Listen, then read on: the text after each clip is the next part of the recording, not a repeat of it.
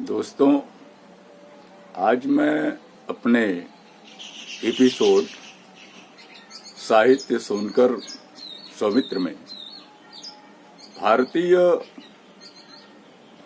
व्यवस्था और खटिक समाज के संबंध के में जो हमारा सीरियल चल रहा है उसके अगले पार्ट में आज मैं आप सभी लोगों को एक ऐसे बिरादरी का परिचय देना चाहूँगा जो बाबा साहब भीमराव अंबेडकर के समकालीन थे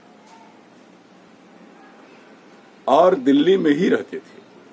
उनकी खासियत ये थी कि बाबा साहब जब कानून मंत्री बने तो वो प्रतिदिन एक गुलदस्ता ले जाते थे और बाबा साहब के जहां आवास था उनके खिड़की पर रख देते थे और उनके विचारों से बहुत ही प्रभावित थे। और उस समय उनको लोग जो है कौमी मुसाफिर बाबा प्रभाती के नाम से जानते थे। एक खटिक बिरादरी के थे और खटिक बिरादरी का एक गोत्र होता है भगवासिया। ये भगवासिया गोत्र के खटिक थे।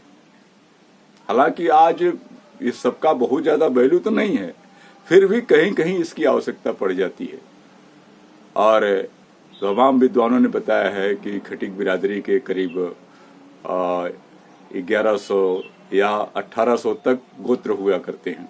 तो फिलहाल वे भगवासिया गोत्र के खटिक थे और उस समय वे सर्विस में भी थे और वे CPWD में सेवारत थे।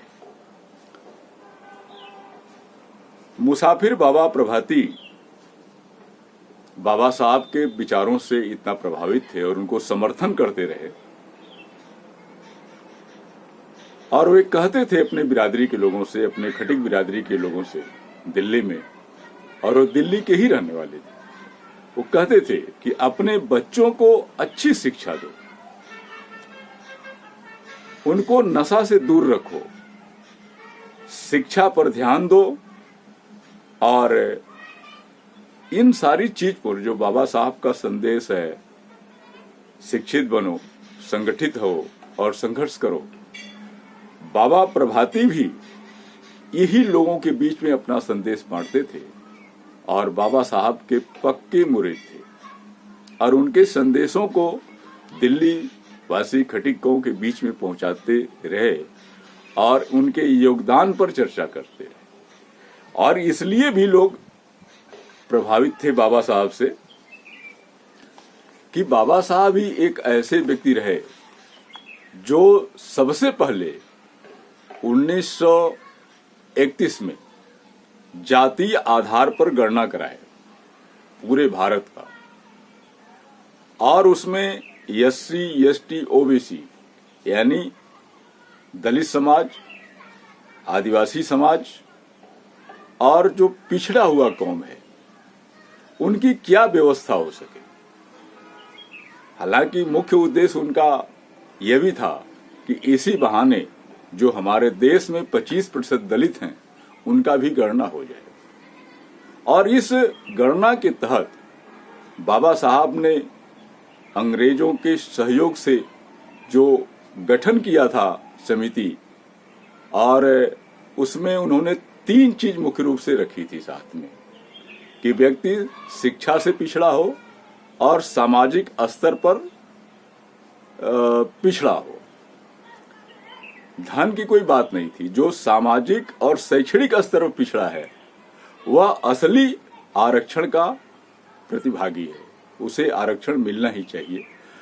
और जहां जहां हमारे बिरादरी के लोगों ने ये स्वीकार किया कि वे शिक्षा से पिछड़े हुए हैं, समाज से कटे हुए हैं, समाज में दबाए जा रहे हैं, ऐसे लोगों को बाबा साहब ने दलित समाज के साथ रखा। और जहां लोग अपने को नहीं स्पष्ट किए वो पिछड़े समाज में रह गए। और महाराष्ट्र जैसे उधर दक्षिण भारत में तो हमारी बिरादरी फॉरवर्ड में ही रह गई, वो तो स्वीकार ही नहीं करती कि हम दलित हैं।